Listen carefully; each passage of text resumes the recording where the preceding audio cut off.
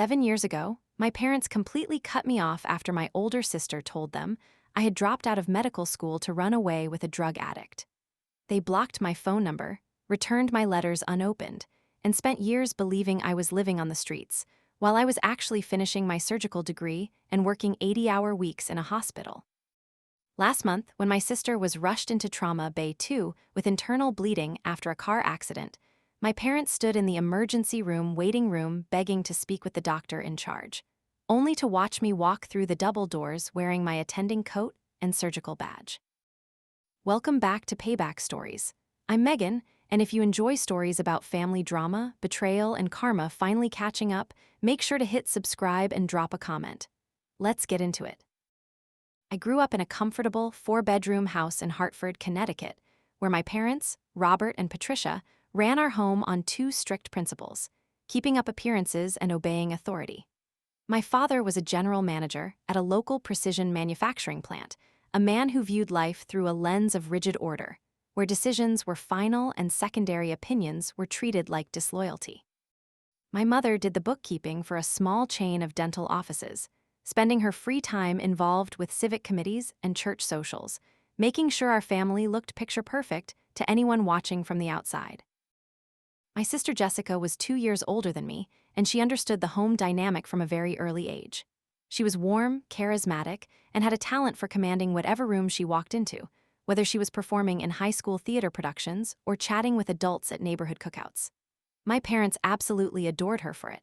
I was always the quiet daughter, the one who kept her head down, spent weekends at the library, and preferred biology textbooks to small talk. I was not rebellious or troublesome, but in a house that ran on charm and public achievement, I simply blended into the background. There is a distinct difference between feeling forgotten and knowing you were never really seen in the first place. When I was in 8th grade, I became the only student from my middle school to qualify for the regional science fair with a project on plant cell mutation. That exact same Saturday, Jessica had an opening night performance for a community theater play. My parents did not even debate how to split their time. Both of them went to Jessica's show, leaving me to get a ride with a classmate's mother. When I came home that evening carrying a second-place ribbon, my father glanced up from his newspaper, told me that was nice, and went back to reading without asking a single question about what I had built. I learned early on not to make a fuss about those moments, telling myself that I did not need public praise to feel secure. Instead, I poured every ounce of my energy into my academics, taking advanced placement courses, volunteering at a community health clinic, and keeping my grades as close to perfect as possible. I reasoned that if I could not be the daughter who entertained them at the dinner table, I would become the daughter whose achievements were impossible to dismiss. The shift happened during the spring of my senior year of college, when I received my acceptance letter from a top medical program on the West Coast. My sister Jessica was 24 at the time, working an entry-level public relations job in Stamford that she constantly complained about. When my father sat down at the kitchen table on a Tuesday afternoon and read the official letterhead out loud, his eyebrows pulled up in genuine surprise. He looked across the table at me, set the paper down, and told me that maybe I was actually going to make something of myself after all. It was not a particularly warm compliment, but coming from him, it felt like a significant shift in how he viewed me. For the next few days, the energy in our house changed completely. My mother called her sister, Aunt Laura, along with several neighbors, proudly announcing that her youngest daughter was going to be a physician. For the first time in my memory, the spotlight in our house was resting on me, and I felt a relief I had been holding onto for 20 years. During Sunday dinner that week, I happened to glance across the table at Jessica while my father was asking me about my upcoming housing options in Oregon. She was smiling and nodding along, but her expression did not reach her eyes. She looked at me with a cold, analytical focus, as if she were trying to measure a sudden shift in territory. I brushed the feeling aside, assuming she was just tired from work, but in reality, that was the moment she decided the balance in our family needed to be restored. Over the following month, Jessica started calling me far more often than she ever had before. She would check in 2 or 3 times a week, asking friendly, casual questions about my schedule, my new apartment, my roommates, and my faculty advisors. She remembered every small detail I mentioned, encouraging me to vent whenever I felt stressed about moving across the country. I was naive enough to believe my sister was finally trying to build a genuine relationship with me, so I opened up completely, handing over names, dates, and small personal worries without a second thought. My third year of medical school was the hardest period of my life. My roommate and closest friend was a student named Emily, who had grown up in the state foster care system and put herself through college on scholarships. Emily was grounded, brilliant, and was the primary reason I made it through the brutal workload of our initial clinical rotations. Whenever I felt exhausted or isolated, Emily was the person who sat on our apartment floor with me, helped me run practice flashcards, and reminded me why we were putting ourselves through the stress. In August of that third year, Emily went to the student health center after weeks of persistent stomach pain and fatigue. The initial scans revealed advanced pancreatic cancer. She had no immediate family to rely on, no financial cushion, and no support system outside of our small circle of classmates. I went straight to the dean's office the following morning to explain the situation, presenting a formal request for an academic leave of absence. The dean reviewed the medical documentation, approved a 6-month compassionate care leave, and officially held my spot in the program so I could return in January. Everything was documented on institutional letterhead, fully authorized, and filed with the registrar. I moved into the spare bedroom of Emily's small apartment, taking over her daily care, managing her pain medication schedules, and driving her to morning chemotherapy appointments. During those long nights in the oncology unit, when the side effects were severe and she could barely sleep, I sat beside her bed and kept watch. I called Jessica one evening from the hospital hallway to update her on what was happening. I explained Emily's diagnosis, the formal leave I had taken from my studies, and my set return date for the spring semester. Jessica's tone on the phone was soft and full of concern. She told me I was doing a wonderful thing, assured me that I should focus entirely on my friend, and promised she would not mention the leave to our parents yet, because she did not want to cause them any unnecessary worry. 3 days later, Jessica called our parents and told them a completely fabricated story. I was sitting in a plastic chair in Emily's room at 11 o'clock on a Thursday night when my cell phone vibrated. When I answered, my father's voice came through the line, cold and sharp. He did not ask how I was doing or where I was. He simply stated that my sister had told them everything about my dropping out of school, my secret drug habit, and the older boyfriend I was hiding from the family.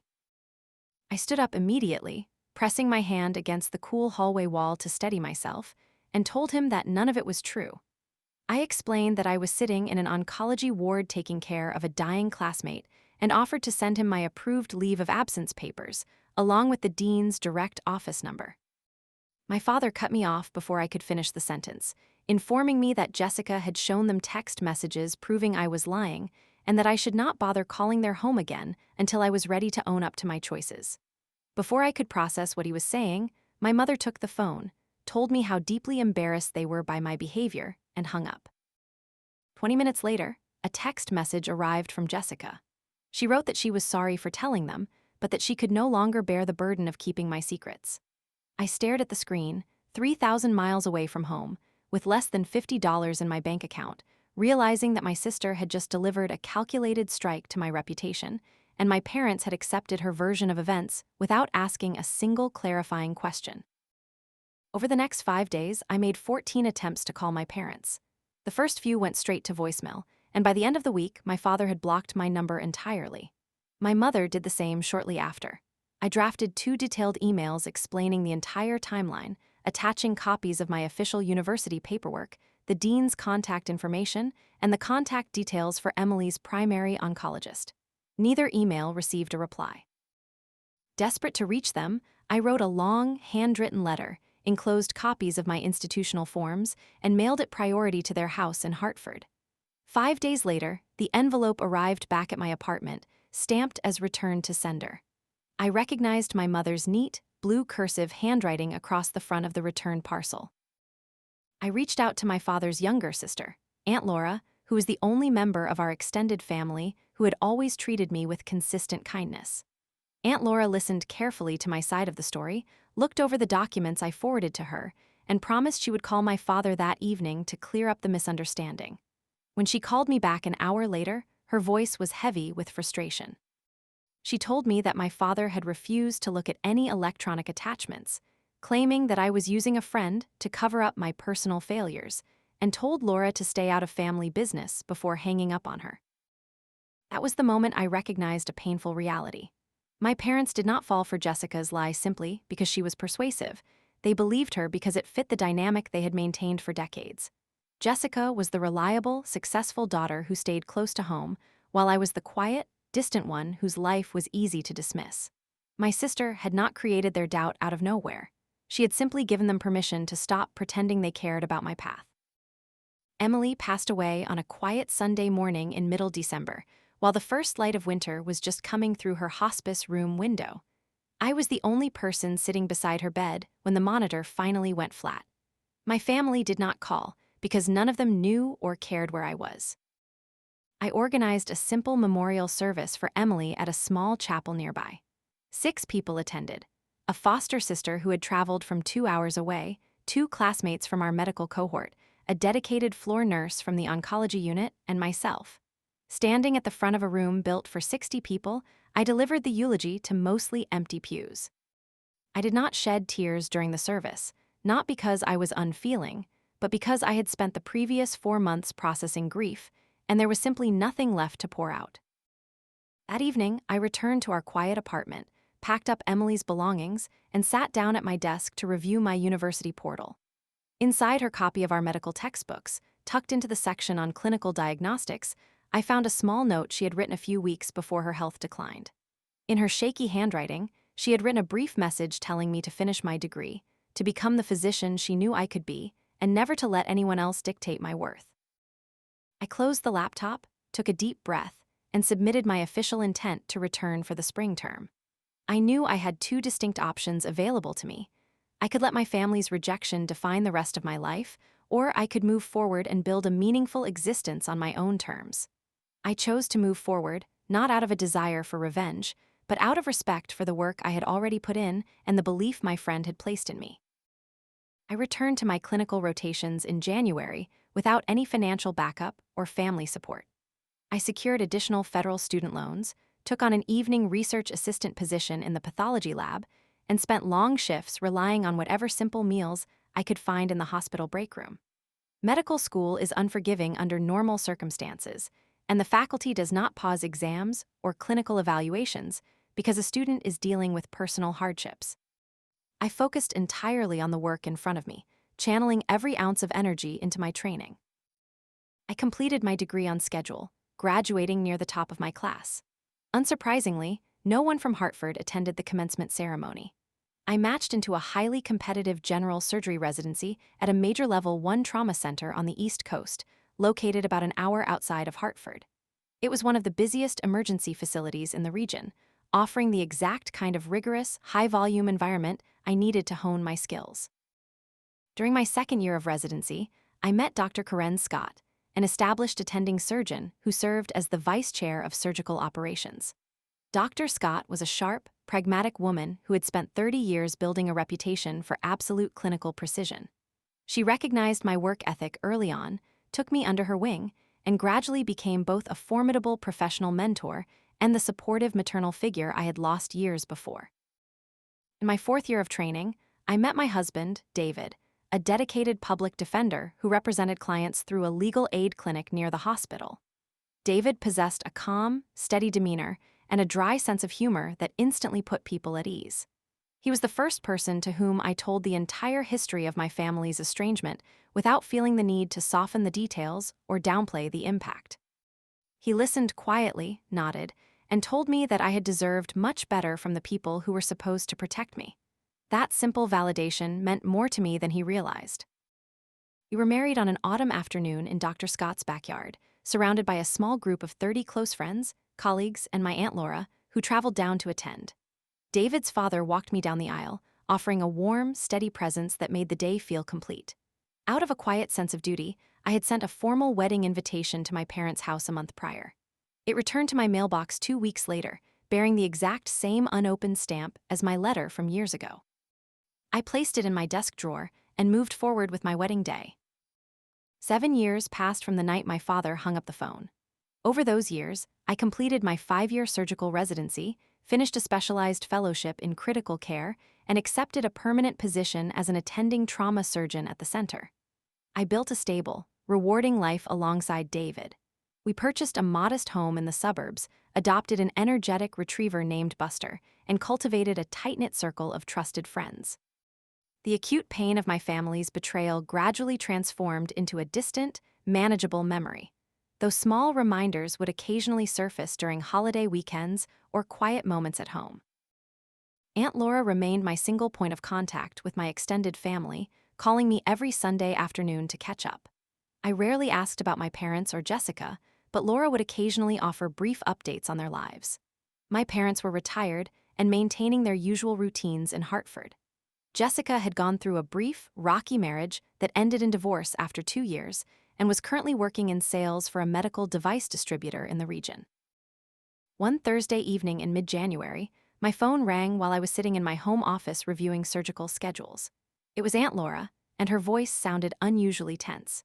She told me that she had recently learned something concerning regarding Jessica's recent activities, explaining that my sister had been asking detailed questions about local healthcare networks. Before Laura could finish her thought, my hospital pager went off on my desk, signaling an incoming high-priority trauma alert. I told my aunt I needed to clear the line for an emergency call, promising to follow up with her the following afternoon. I had no idea that the situation Laura was trying to describe was already unfolding on a nearby highway, or that within 40 minutes, my personal history and my professional life were going to collide in Trauma Bay 2. I dressed quickly, grabbed my keys, and made the 6-minute drive to the hospital through empty, rain-slicked streets.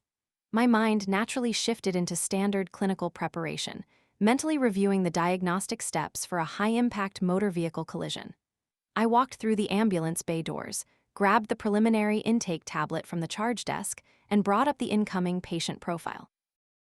The screen displayed the vital statistics. A 36-year-old female, unrestrained driver involved in a broadside collision, suffering from severe blunt force abdominal trauma, dropping blood pressure, and signs of significant internal hemorrhage. The legal name listed at the top of the chart was Jessica Miller, with an emergency contact listing our father, Robert. I stood completely still in the corridor for a long moment as the surrounding noise of the emergency department seemed to recede. For a few seconds, I was no longer a 34-year-old attending physician. I was the young student sitting on a hospital floor in Oregon, listening to my father disown me over a phone line. My charge nurse, Mary, stepped up beside me, noticing my pause, and asked if I was ready to receive the bay. I took a slow breath, handed the tablet back to her, and told her to prep Trauma Bay 2 immediately while placing our senior surgical colleague, Dr. James Miller, on direct standby. Within 3 minutes, the double doors swung open as the paramedic crew wheeled the stretcher down the hall at a fast pace. Jessica was strapped to the board, semi-conscious, with an oxygen mask resting over her bruised face and her clothing stained with dried blood. The paramedics rapidly delivered their report, noting a sharp decline in her baseline blood pressure and signs of acute abdominal distress. Running right behind the stretcher were my parents. My mother was wearing a heavy winter coat over her nightshirt, her hair disheveled, and her face pale with panic. My father looked older than I remembered, his posture rigid and his expression marked by deep strain. He attempted to push past the triage desk, demanding to see the chief physician on duty and insisting that his daughter receive immediate attention. Nurse Mary stepped forward, placing her hands up to halt their progress, and calmly instructed them to step into the quiet consultation room nearby while the trauma team evaluated the patient. My father raised his voice, insisting that he needed to speak directly with whoever was leading the team. Mary looked past them toward the glass partition of Bay 2, where I was standing in full scrub gear, my surgical cap secured, and my official identification badge clipped clearly to my chest. Dr. Megan, MD, FACS, attending trauma surgeon. My mother's eyes followed the nurse's glance, locking onto my face through the clear partition. I watched her expression shift from sheer panic to profound confusion, then to sudden, overwhelming recognition. Her hand darted out, grasping my father's forearm so tightly that her knuckles turned pale, her mouth opening without producing any sound. My father turned his head, his gaze landing directly on my face and then dropping down to read the bold lettering on my hospital badge. I did not allow the moment to lingering. I turned away from the glass, stepped into the sterile preparation room, and scrubbed my hands under hot water. I knew I had a professional and ethical duty to manage. I picked up the internal line, called Dr. Miller directly, and formally stated on the recorded line that the incoming patient was an immediate family member, documenting the potential conflict of interest. I instructed Dr. Miller to enter the suite and monitor the procedure, with explicit authority to take over the primary role if my clinical objectivity was compromised at any point. I pushed through the doors of Trauma Bay 2, took my place at the side of the operating table, and focused entirely on the patient in front of me. For the next 3 hours and 20 minutes, my personal past was set aside. Jessica was not the sister who had systematically dismantled my family relationships. She was a patient with a severe splenic rupture and a grade 3 liver laceration who was losing blood at a dangerous rate. My surgical team moved with practiced efficiency. We performed an emergency laparotomy, removed the compromised spleen, repaired the damaged liver tissue with precise sutures, and successfully cauterized 2 bleeding mesenteric vessels. Throughout the delicate procedure, my hands remained steady and deliberate. I gave clear, calm directives to the surgical assistants, ensuring every step was executed according to standard trauma protocols. At 7 o'clock in the morning, we placed the final closing sutures. Jessica's vital signs stabilized, her blood pressure returned to a safe range, and she was cleared for transfer to the surgical intensive care unit for recovery. Dr. Miller pulled down his surgical mask, looked across the table at me, and remarked that the repair was executed exceptionally well, offering to handle the family update himself. I washed my hands at the sink, adjusted my scrub top, and told him that I would deliver the post-operative report personally. I walked down the quiet corridor toward the surgical waiting room, stepping through the wooden doors into the fluorescent lighting of the quiet space. My parents were sitting side by side in the center row of chairs, looking exhausted and worn down by hours of waiting. As soon as the door clicked shut, my father stood up out of habit, taking a step forward. He started to ask about Jessica's condition, but his voice trailed off as his eyes rested on my face, then dropped back to my credentials. The room remained completely quiet for several seconds. I kept my tone professional, calm, and grounded, using the exact same delivery I offer to every patient family I address. I informed them that Mr. and Mrs. Miller's daughter had sustained significant internal injuries, including a ruptured spleen and a liver laceration, but that the surgical intervention was fully successful, her condition was stable, and she would be transferred to an ICU room shortly. My mother took a hesitant step toward me, her arms rising slightly as if to reach out, her voice trembling as she spoke my name. I took half a step backward, a polite, deliberate boundary that was impossible to misinterpret. She stopped mid-motion, her hands dropping back to her sides, a tear running down her cheek. My father looked at me, his jaw working as he tried to process the reality in front of him, and asked in a low voice how this was possible when Jessica had told them years ago that I had ruined my life. I looked at him directly, keeping my composure steady, and told him that Jessica had lied to them completely. I stated clearly that I had never dropped out of school, had never struggled with substance abuse, and had taken a single, authorized semester of leave to care for a terminally ill classmate before finishing my degree and completing 5 years of surgical residency. My father stood frozen, unable to formulate a response. For the first time in my memory, a man who had governed his household with absolute, unquestioned authority had nothing to say. The silence in the room carried the heavy weight of 7 years of unexamined assumptions. My mother covered her face with her hands, asking softly about the letters and phone calls I had mentioned years ago. I reminded her calmly that I had called 14 times in 5 days, sent detailed university documentation via email, mailed a priority package that she had returned unopened in her own handwriting, and asked Aunt Laura to intervene, only to be dismissed entirely. I stated the facts clearly, without raising my voice or adding emotional dramatic statements. Nurse Mary appeared at the waiting room doorway to deliver a routine post-operative update regarding Jessica's room assignment. She casually congratulated me on receiving final confirmation from the hospital administration regarding my appointment as the associate director of the trauma department, completely unaware of the dynamic in the room. My mother looked up, her eyes wide with shock, repeating the title under her breath. I thanked Mary politely, turned back to my parents, and informed them that they would be permitted to visit Jessica in the intensive care unit within an hour. I then turned around and walked down the hallway toward my office to complete my post-operative documentation, leaving them sitting alone with the reality of their choices. Later that morning, Aunt Laura arrived at the hospital after learning of the accident. She walked directly into Jessica's ICU room, where my parents were sitting beside the bed. Laura did not engage in small talk. Instead, she brought out her phone and displayed saved digital copies of the original leave of absence paperwork I had sent her 7 years prior, along with my re-enrollment records and a photograph from my residency graduation. She also brought up a saved text message exchange from 4 years ago, in which Jessica had explicitly instructed Laura never to mention my medical residency to our parents because it would only cause unnecessary stress. My mother read through the messages on the screen in complete silence, while my father stood near the window, staring out at the parking lot with his shoulders slightly bowed.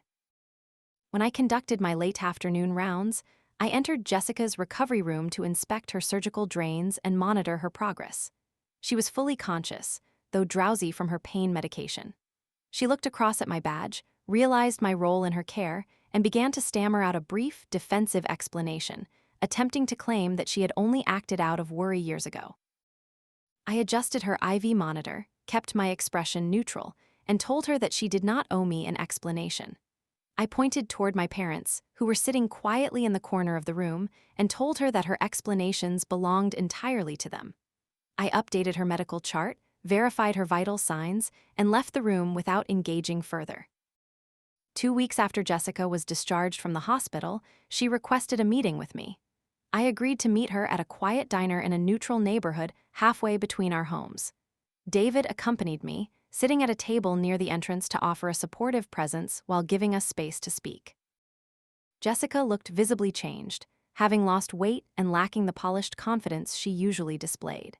She sat across from me, stared down at her coffee cup, and admitted quietly that she had fabricated the story years ago because she could not handle the thought of me excelling in a career that surpassed her own achievements. She also confessed that she had attempted to contact my university registrar's office twice during my leave of absence in an effort to complicate my return. I listened quietly, took a sip of my tea, and told her that while I acknowledged her admission, words alone could not restore 7 years of lost time or repair the choices she had made. I established clear, non-negotiable conditions moving forward. She was required to send an explicit, truthful email to our entire extended family, correcting every false statement she had circulated over the past decade, and she was not to contact me directly unless I initiated the communication. The following week, Jessica sent a formal email to 47 members of our extended family, explicitly admitting that she had lied about my medical education, fabricated rumors regarding my personal life, and intentionally isolated our parents from the truth.